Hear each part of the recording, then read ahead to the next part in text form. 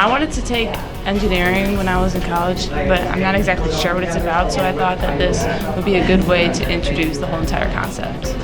And I want to go into engineering in college. I want to be a nuclear engineering major, so that's why I came to this class. I chose this class to get an experience of engineering because my goal in college is to study first year engineering. I just wanted to get an experience to see what the major is like.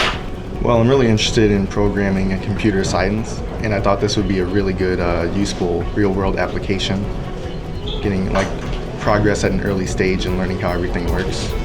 I'm in this class because I wanted a different kind of class. I saw that it was engineering and it said it was going to be a more hands-on and less going to be more of a lecture class and be some kind of experience that I could learn myself. Well, I take this class because I plan to get a degree in engineering.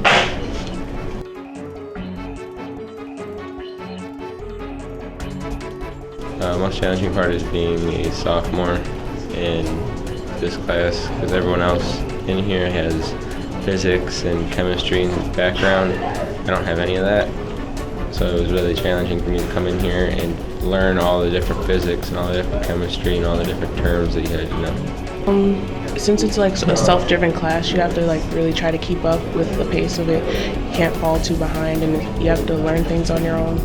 Sometimes the concepts are difficult, it's hard to fully understand what's going on and you have to keep working at it in order to get it, but sometimes it's difficult. Probably time management. At the first quarter I got really behind on my stuff I was supposed to be doing, but now I've pretty much understood what I need to do. As part of that abstract and creative thinking, there's not exactly straightforward guidelines, so you have to really teach it to yourself, but not in the sense that it's hard or undirected. You just really have to expand your hypothetical thinking and learn to think outside the box.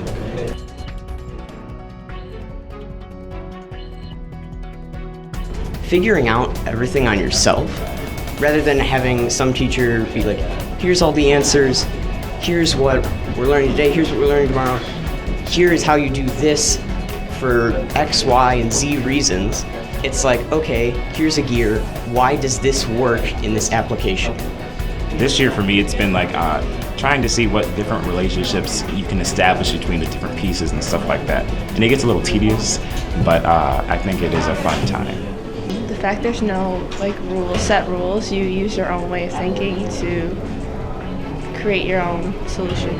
So when you figure out what the answer to this particular problem is, and the feeling of just, hey, we finally did it, that you get is just fantastic, and that's the most fun I've had so far.